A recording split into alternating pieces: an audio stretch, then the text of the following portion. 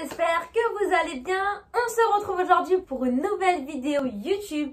Et aujourd'hui dans cette vidéo, comme vous l'avez vu dans le titre de la vidéo, on va parler de la prononciation.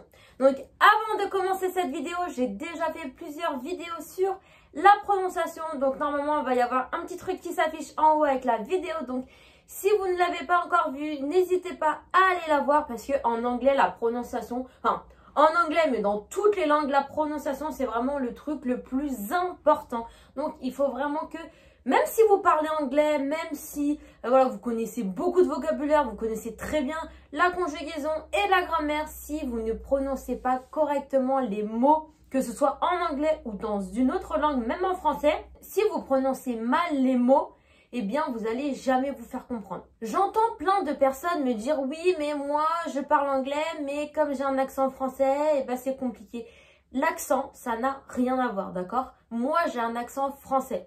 Vous avez sûrement dû déjà l'entendre dans toutes les vidéos que j'ai fait. J'ai un accent purement français.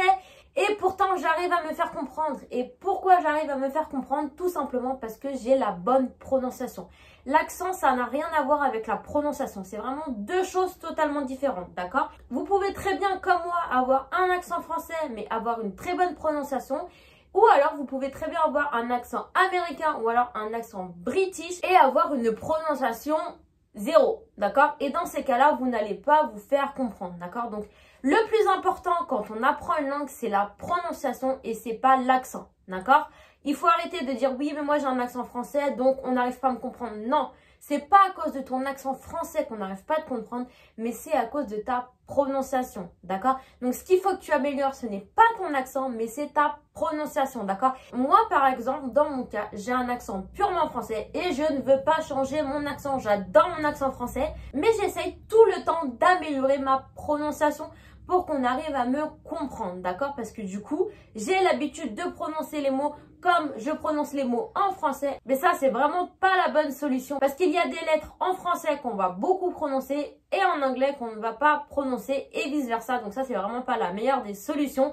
Mais voilà, j'essaye tous les jours d'améliorer ma prononciation pour avoir une bonne prononciation sans toucher à mon accent. Je veux garder mon accent français. Et j'espère que toi aussi. Donc, dans cette vidéo, tu l'as bien compris, on va parler de la prononciation et pas du tout de l'accent, d'accord? Je vais vous donner quelques petits tips pour vous améliorer, pour améliorer votre prononciation et que vous puissiez vous faire comprendre, d'accord? Parce que c'est bien beau de connaître tout le vocabulaire, de parler super bien anglais, mais si ta prononciation n'est pas correcte, tu ne te feras jamais comprendre. Donc la prononciation en anglais, c'est vraiment la chose la plus importante si tu veux parler une langue, que ce soit anglais ou une autre langue, d'accord? Donc si tu es prêt, que tu as échauffé ta voix et que tu es prêt pour cette vidéo, eh bien on y va pour le début de la vidéo.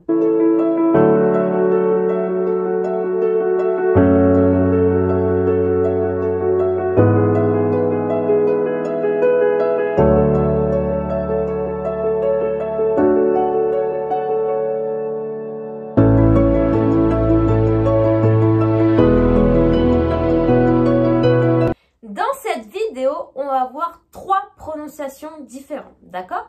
La première prononciation, ça va être une prononciation qui est vraiment compliquée pour nous les Français. Ça va être la prononciation de la lettre R. Et oui, parce que vous savez qu'en français, la lettre R est une lettre qu'on entend le plus quand on parle. Comme par exemple pour le mot prononciation, vous avez bien entendu la lettre R. Dans le mot prononciation, il y a plein de lettres, mais vraiment celle qu'on entend le plus, c'est le R. Prononciation. Sauf qu'en anglais, eh bien, c'est l'inverse. On prononce la lettre R, mais la prononciation de la lettre R va être très fine, d'accord? On va pas beaucoup l'entendre. Et encore plus quand la lettre R est juste après la lettre T.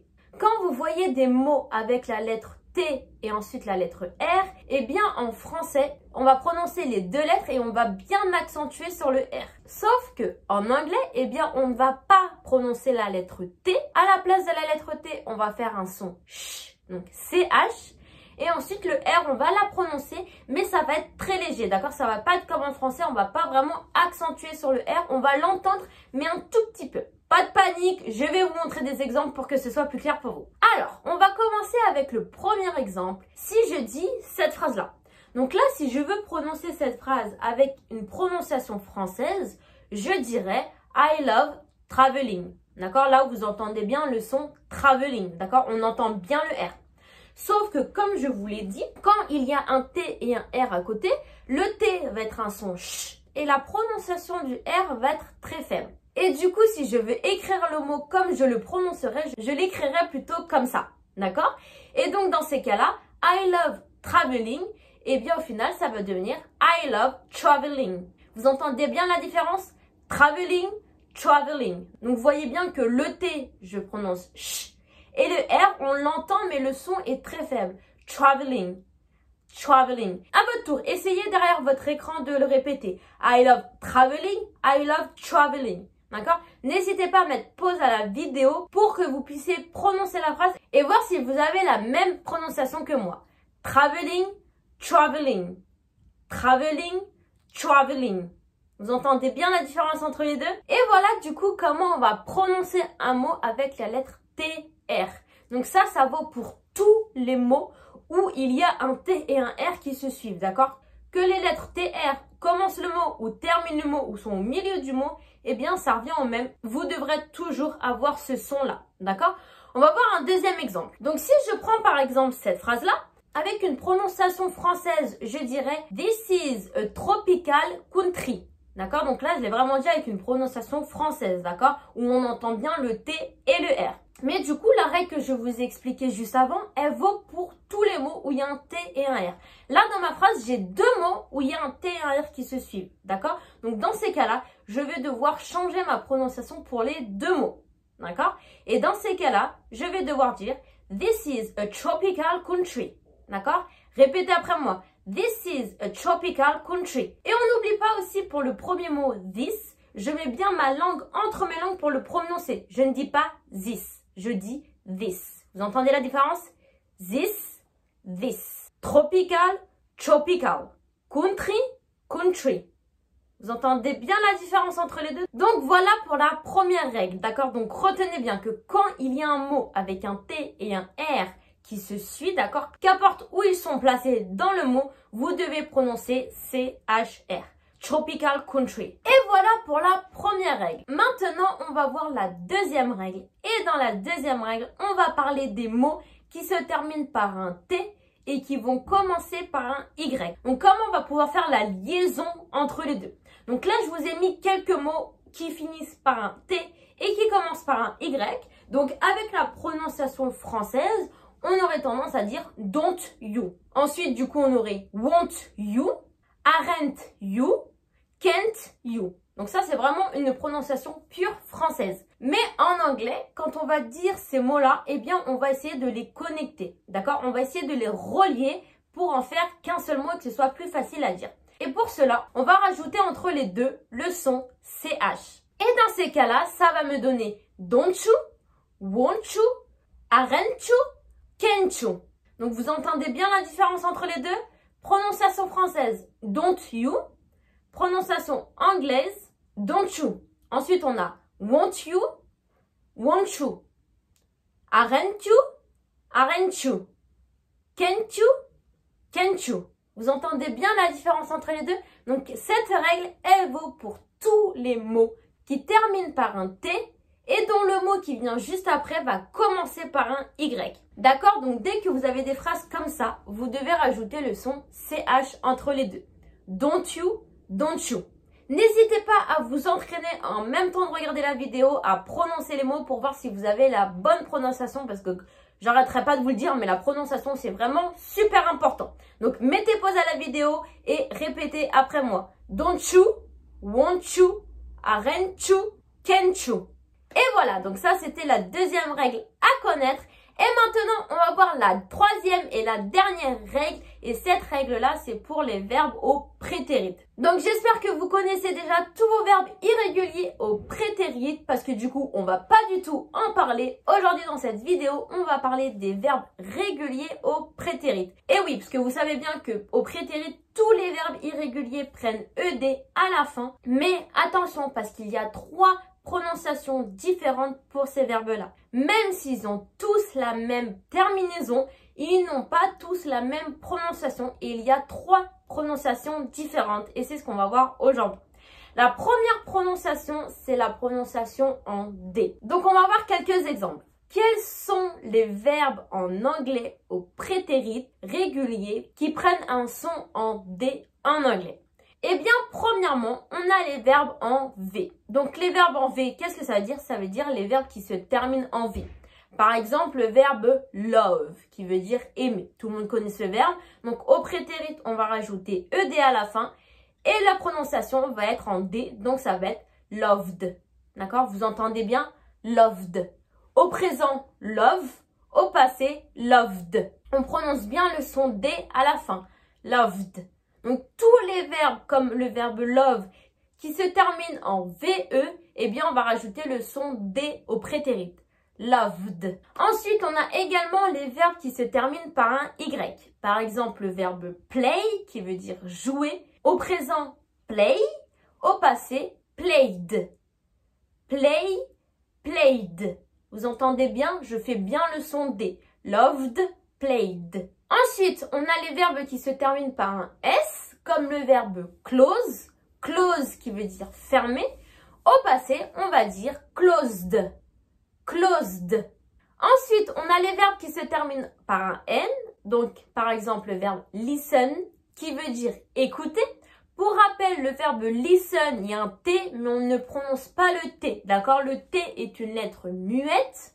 Et ensuite, eh bien, au prétérit, on va prononcer D. Listened. Présent, listen. Prétérit, listened. Et pour finir, on a le verbe travel. Donc là, le verbe travel, on n'oublie pas qu'il commence par TR, donc on ne dit pas travel, mais on dit travel, d'accord? Et ensuite, qui se termine par un L, donc pareil, tous les verbes qui se terminent par un L, ils ont un son en D, donc ce qui va nous donner traveled, d'accord? Donc au présent, travel, au prétérit, traveled. Et voilà, donc c'est fini pour tous les verbes qui prennent un son D au prétérit. Donc retenez bien que tous les verbes qui se terminent par un V, un S, un Y, un N ou un L, eh bien ils ont un son D au prétérit. Loved, played, listened, closed, traveled. Voilà, donc retenez bien ça. Ensuite, on va voir les deux autres prononciations. Donc la deuxième prononciation, c'est une prononciation en T. D'accord? Donc avant c'était D. Maintenant, c'est une prononciation en T. Donc, quels sont les verbes qui ont une prononciation en T? Eh bien, le premier verbe, ça va être les verbes qui se terminent par un K. D'accord? Par exemple, le verbe work. Donc, au présent, work. Au prétérit, worked. D'accord? Là, vous entendez bien. J'ai pas fait un son D, j'ai bien fait un son T. Worked. Vous entendez bien le son T. Ensuite, on a les verbes qui se terminent par un P, comme le verbe stop. Donc, pour ce verbe, le présent, c'est stop. Pour le prétérit, c'est stopped. Stopped. Vous entendez bien? Stopped. Et là, attention, pour le verbe stop, on va rajouter un P au prétérit, d'accord? Au prétérit, il va prendre deux P. Stopped. Ensuite, on a les verbes qui se terminent en SH et en CH. D'accord? Donc, par exemple, on a le verbe wash, qui veut dire nettoyer. Donc, au présent, wash. Au prétérit, washed. Washed. Et on a également les verbes qui se terminent en CH. Donc, par exemple, le verbe watch. Donc, au présent, watch. Au prétérit, watched. Watched. Et voilà, donc c'est tout pour les verbes qui ont un son en T. Donc, retenez bien ça. Tous les verbes qui se terminent par un K, un P, CH ou SH, eh bien, ils ont un son en T au prétérit. Et voilà, donc ça, c'était le deuxième son. Et maintenant, on va voir le troisième son qui est le son id. Donc, ED qu'on va prononcer id. Et pour cela, eh ben, ça va être très simple. Il n'y en a que deux. Ce sont tous les verbes qui se terminent par un D ou par un T. D'accord? Donc, par exemple, si je dis decide, ça finit bien par un D. Donc, au présent, decide. Au prétérit, decided. D'accord? Donc là, je fais bien un son en id. Decided. Ensuite, on a le verbe need qui finit par un D. Au prétérit, needed. Et ensuite, on a les verbes en T. Donc, par exemple, le verbe start. Au prétérit, started. Le verbe want. Au prétérit, wanted. Et voilà, donc tous les verbes qui se terminent par un D ou par un T, eh bien, au prétérit, ils auront un son en id. Decided, needed, started, wanted. Et voilà, c'est terminé. Donc retenez bien toutes les règles qu'on a vues depuis le début, d'accord? Parce que c'est vraiment très important. La prononciation, c'est vraiment quelque chose de très important. Je vous remets ici le lien pour aller voir la première vidéo que j'ai fait sur la prononciation. Comme ça, si vous ne l'avez pas encore vue, vous pouvez aller la voir tout de suite et en même temps vous entraîner. C'est terminé pour cette petite vidéo d'aujourd'hui. N'hésitez pas à vous entraîner devant un miroir ou alors à vous enregistrer pour voir si vous avez la bonne prononciation, pour voir si vous arrivez à bien prononcer les mots pour pouvoir vous faire comprendre. C'est tout pour cette vidéo. Si tu as aimé cette vidéo, n'hésite pas à mettre un petit pouce bleu, ça me ferait énormément plaisir. N'hésite pas également à t'abonner à ma chaîne YouTube, ça me ferait encore plus plaisir. Si tu as des questions sur la vidéo, n'hésite pas à m'écrire un petit commentaire, moi je te répondrai avec grand plaisir. Et voilà, donc c'est tout pour cette vidéo et on se dit à la semaine prochaine pour la prochaine vidéo. Ciao, ciao!